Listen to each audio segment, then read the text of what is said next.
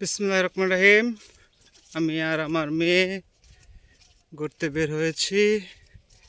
এখন আমরা আমাদের বাড়ি থেকে আমাদের পুরাতন বাড়ি যাচ্ছি।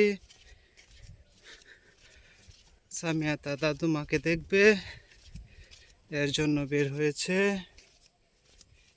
সামিয়া মনটা খুব খারাপ, সে কোনো কথা বলে না, কোনো কিচ্ছু না, শুধু তাকিয়ে আছে। হ্যাঁ, প্রচণ্ড রোদ, গরম প্রচুর। আমরা ছাতা নিয়ে বের হয়েছি,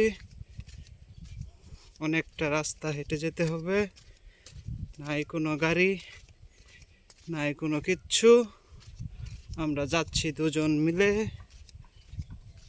হ্যাঁ, আমাদের সাথে আছে গাছগাছালি, পাখি, হ্যাঁ, আর আছে ছামিহা, বাবা।